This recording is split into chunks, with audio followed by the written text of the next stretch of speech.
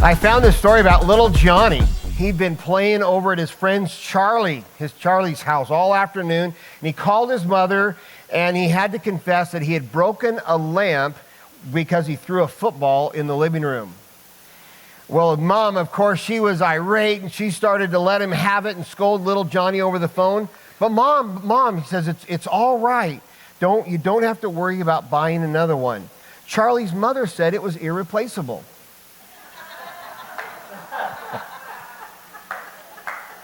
That makes it better. All right. We're going to go in James chapter 5. And actually, I think that's fitting because what we're really going to talk about today is that in life that there are that we have problems. We have things that go wrong. And James encourages us to be patient in this life as we wait for his work and his will to come forward. And ultimately, we wait for the return of the Lord. So let's look, James 5, chapter 5, verse 7, it says, "Therefore be patient, brethren, until the coming of the Lord. The farmer waits for the precious produce of the soil, being patient about it until it gets the early and late rains. You too be patient. Strengthen your hearts, for the coming of the Lord is near. Do not complain, brethren, against one another, so that you yourselves may not be judged. Behold, the judge is standing at the door. As an example, brethren, of suffering and patience, take the prophets who spoke in the name of the Lord. We count those blessed who endured. You have heard of the endurance of Job and have seen the outcome of the Lord's dealings, that the Lord is full of compassion and is merciful." Okay, well, we'll stop right there. Last week, following the message, when we looked at the first half of chapter, Mark came up to me actually afterwards and pointed out that at the end of chapter 1, there was an illustration about a couple of men that were going to go into the market and they were going to trade and sell. And then you get to the top of chapter 5, and there was a story about kind of a warning to bosses and owners, managers, people in authority that mistreat others. And then you get down to this section, and it's almost like the other side of the coin now. Those of us who have maybe been mistreated by someone else in authority or position over you, he says, deal with it with patience. He says, hang in there. So there's kind of a little thread there going through this section. And we see how James is again encouraging us. How do we respond? How do we live in this life? Today we read about patience. And as we endure hardships, and James here would be at least alluding to all of us, that we should be patient in our everyday lives. Just if you would kind of indulge my curiosity for a moment, how many of you remember a time growing up where there was not a television in the home? Anybody that remembers? Well, we got younger hands. Wow, there's more than I expected. Okay. Now, how many of you, there's maybe a moral choice of that decision, but then there's, how many of you, because it was before the television came out, those are the hands I expected, and maybe remember getting the first TV, or maybe, I heard stories of a family that would get a television, and then everybody from the block would come over and watch the television. It was just so amazing. And sometimes it wasn't to watch a program, it was just to watch the test pattern that came on that television would one day arrive. So really, every one of us in the room, because even if you remember that day or were around during that early day before television, it came on the scene, and of course it's become really a centerpiece in just about every American home in the country. Most of our living rooms and main gathering centers in our home are probably even arranged in such a specific order, a specific way to all be focused on the television. And of course, there's an important sermon in that, but that's not the one we're going to have today. Yeah, right. As my uncle he always tells me, now preacher, you've gone from preaching to meddling. Well, and I just about did, but we won't go there today. But being a generation that grew up on the television, we've kind of learned that every problem we ever face should be able to be fixed in about 22 minutes. Right? You do the right thing, you say the right thing, you get the right person involved, and every problem gets fixed that ever comes. It doesn't matter how big it is, doesn't matter if the whole world's at stake. It can be solved just within a day or two. And I think that that's done something to us as a people and how we expect life to be, how we expect life to work out, how we're able to handle problems, stress, challenges of life. And I think that we have forgotten that we need to expect injustice in this world.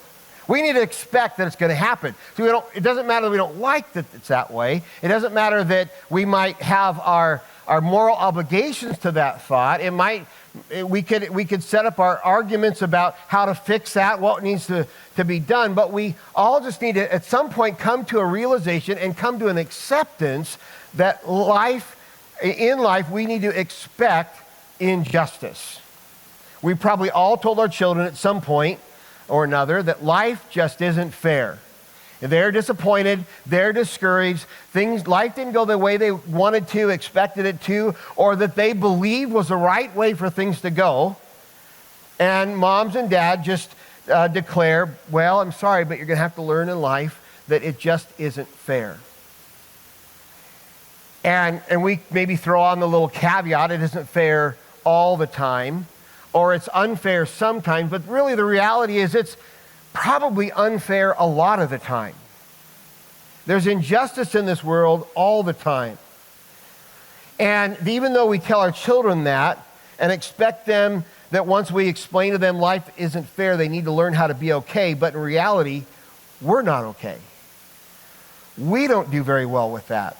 Life isn't fair, and when it's not fair, we get irritated when people act a way that they shouldn't act. We get frustrated when things don't go the way we want them to or turn out the way we planned. We complain when someone gets something that we didn't think they deserved. We lack compassion because people get what we have determined they don't deserve or should deserve, and they didn't get what they deserve. And so the truth of the matter is, in life, we need to expect injustice. It's just going to be that way. And we have to come to terms with that. We have to come to grips with that. I think that's what James is kind of saying in verse 7. It says people are going to mistreat you. People are going to misbehave.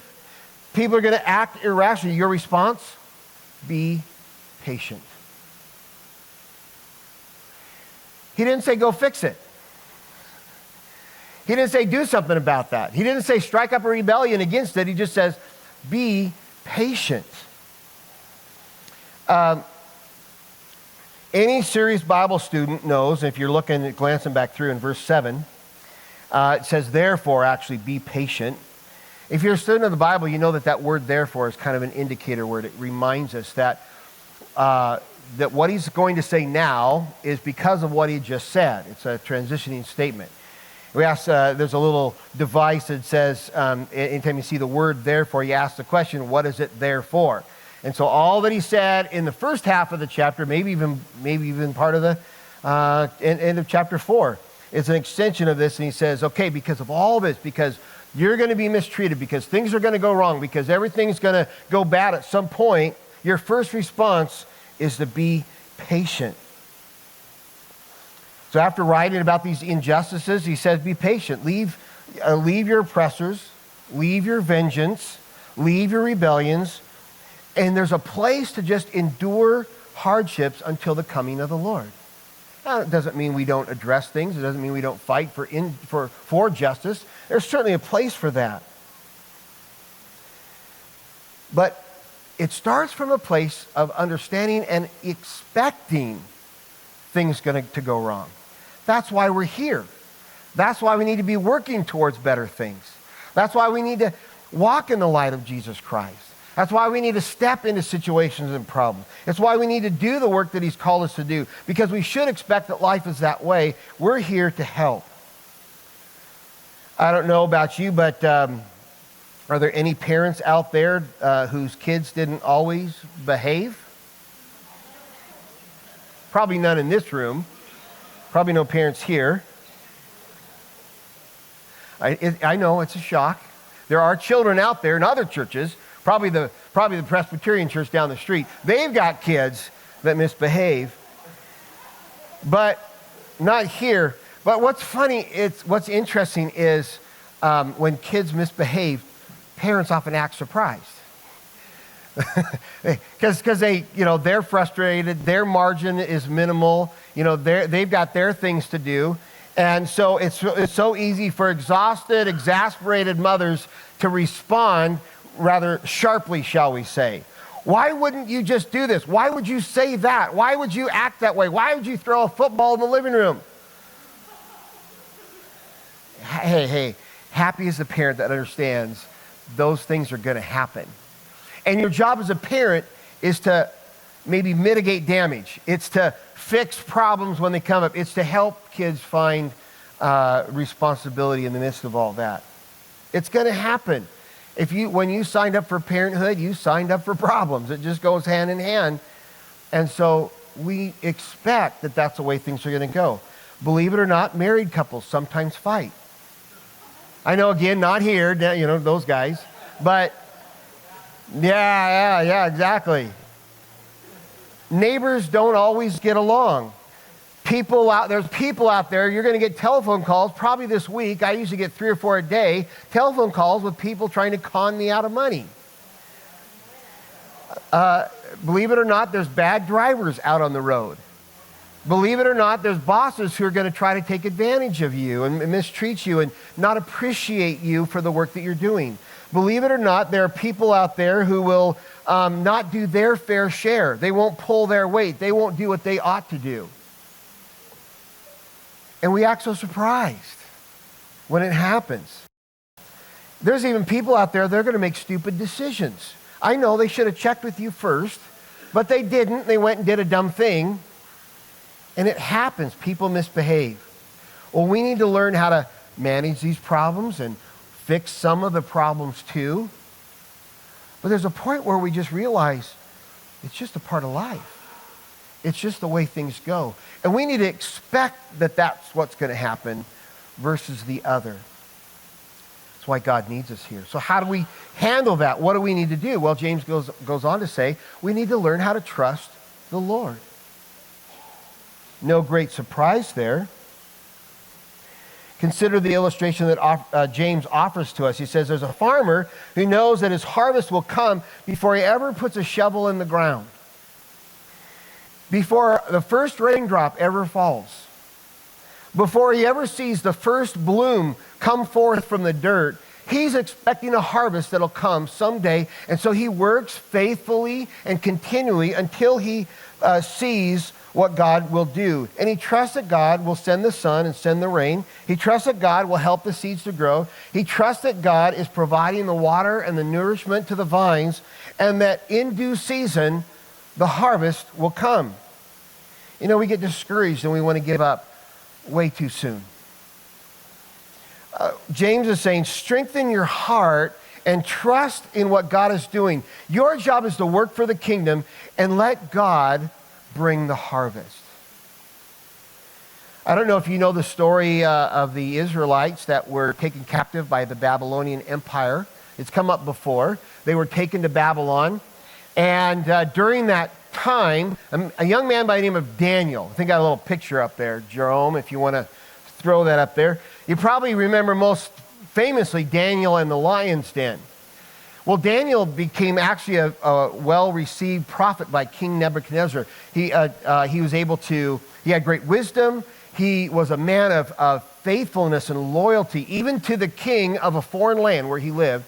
And he also could interpret dreams, so he interprets this dream for King Nebuchadnezzar. So the king promotes him, and in Daniel chapter 2, verse 48, he promotes him to chief administrator over all the wise men of Babylon.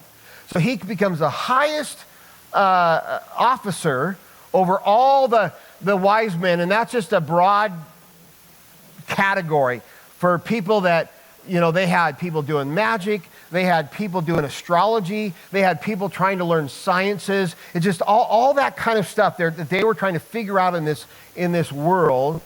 and he was the chief of all of it. Well, we know because of the lion's den, Daniel stood for God. He stood with God, and the other people that were under him didn't like him very much. They accused him of some things. He gets thrown in the lion's den. God provides for him and brings him out. And it's easy to assume then that because of his faith in God, he brought probably Hebrew scriptures, but certainly Hebrew beliefs and prophecies into their wheelhouse. He taught them about the people of Israel, and more specifically, Daniel probably taught them, we know he did to some degree, but he taught them about the God of Israel. Well, later on, the Israelites are set free. They go back to their homeland. Thousands of years pass. And one night, a little baby is born in a manger in Bethlehem. And the coming of the newborn king was heralded by a star in the sky. There were wise men that saw the star that night that were in Babylon and followed that star to come and worship this newborn king. It's most likely that it was Daniel that first gave them the knowledge of the God of Israel and the understanding or the prophecies to watch for the coming of the king who would be heralded by a star. And for thousands of years, they held on to that prophecy and they waited and they watched until they saw the sign in the sky. And they responded and they came and they worshiped the king. You see, we want things solved. We want our problems solved in 22 minutes. God's on a little bit different timeline. Sometimes he's working down the road. Okay, sometimes he's looking ahead a little bit. Sometimes his plans are a week ahead, a month ahead, a generation ahead, a millennia ahead of our time. And we're called to be faithful in the midst of what God has us to do today, and we trust the Lord in what he wants to do with it tomorrow. And we wait upon him. And so the farmer sows a seed, knowing that God will do his work and one day will bring a harvest according to his good glory. Ours is to be faithful, to just keep working, and to hang in there. Which brings me to the third point. I think James is saying that we need to choose the hard way. We need to learn how to choose the hard way. James talks about some prophets of the Old Testament. He mentions Joseph. He wasn't really a prophet probably, but certainly a lot of the other prophets in the Old Testament were known for the difficult challenges that they faced in life, the hard things that they went through. Imprisonment, beatings, going and proclaiming for God to people that didn't want to listen. They would fast and pray. They would seclude themselves. They would cut themselves off from the rest of society to become an oracle for God. I mean, all kinds of things. They chose a hard life of suffering and patience, he says, so that they could do the work that God had called them to do. Can I just say to you this morning, you're not going to make much difference in the world by taking it easy in your lazy boy. Even I was thinking about this morning. We were at worship practice. You know, we had a little bit of some mix-up, and we were getting the right pages together, and we're stopping and start. And our music practices, we talk about it pretty often, actually, that when the practice goes bad, you know, we hope the Lord will take over so that the worship time will go good. And it just becomes about him after we're prepared. So we're trying to prepare and do our best. But this morning, there was a lot of chaos. There was a lot of struggle. There was a lot of frustration, a lot of things that didn't go as planned, all that kind of stuff. Does every week. And I was going to ask, were you blessed this morning as we worship the Lord? I'll tell you what, if you want an easy job, don't join the worship team.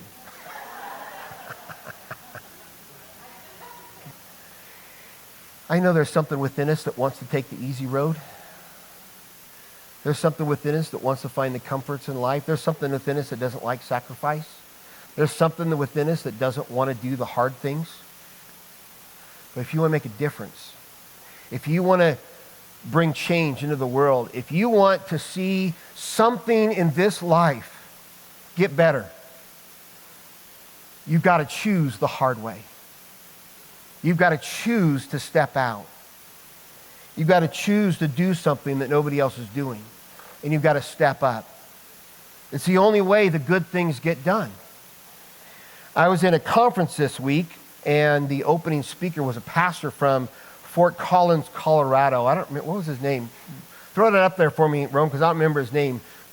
Yeah, Matt Roberts. There we go. He's the pastor of a new church that started in Fort Collins, Colorado, called the Genesis Project. Incredible story. I won't tell all of it, but they actually bought an old strip club and bar and turned it into a church. That in itself was a miraculous story.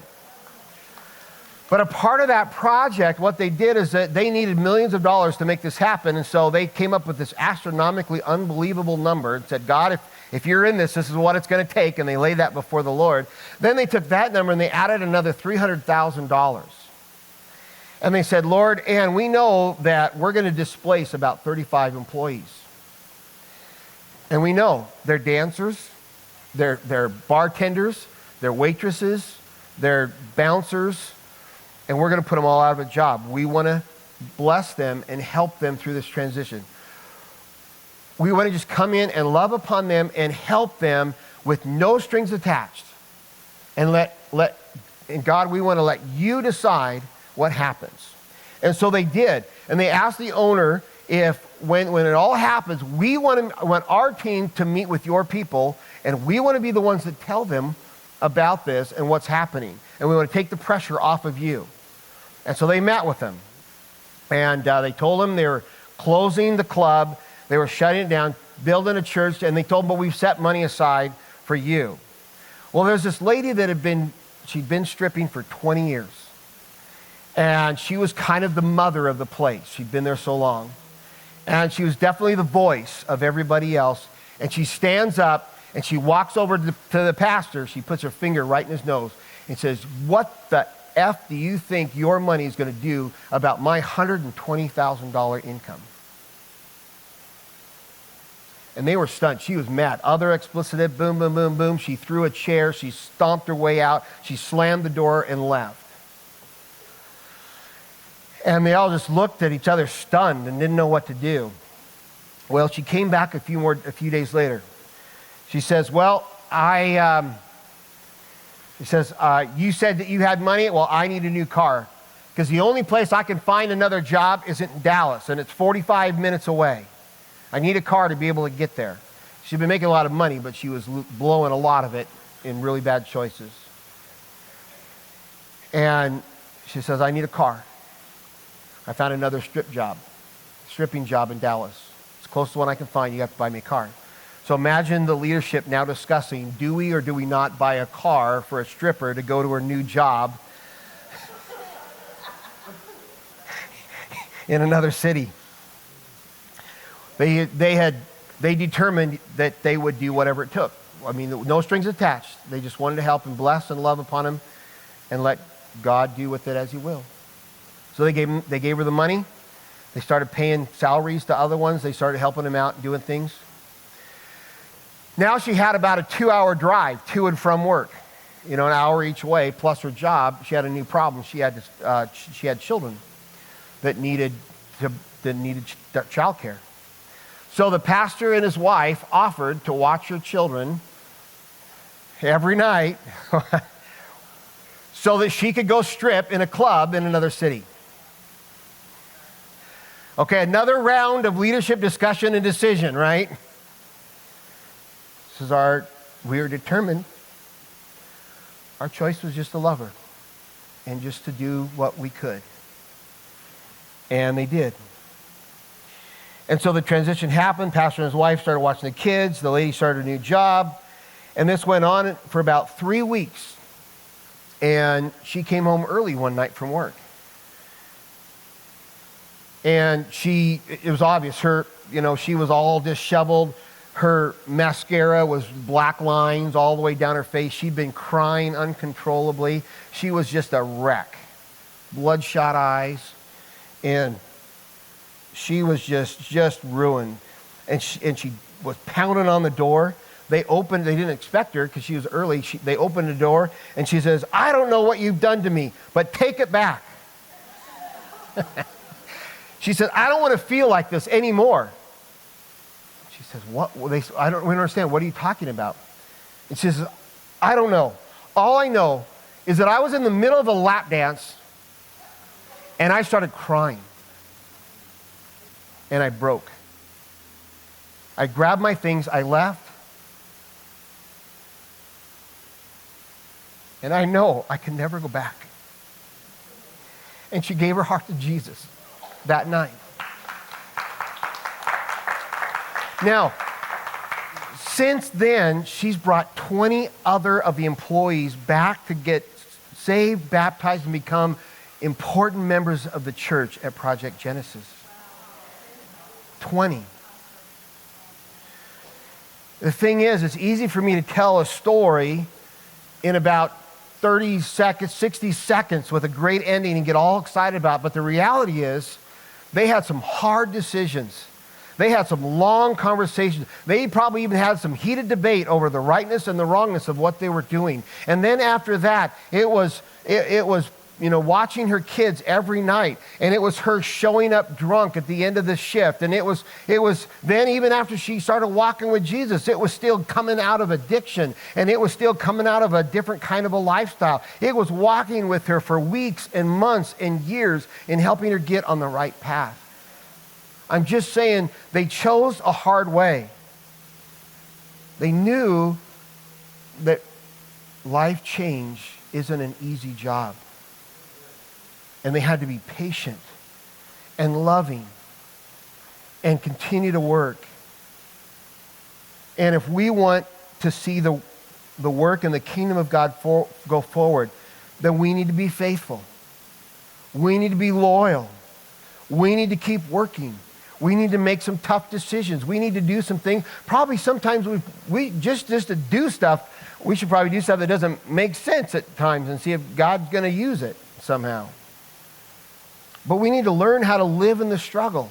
We need to learn how to go through the mistreatment. We need to learn how to step into the hard situation. We need to learn how to choose the hard way.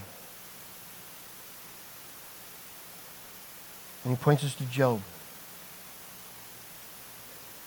Job that lost his wife. And then he lost his children.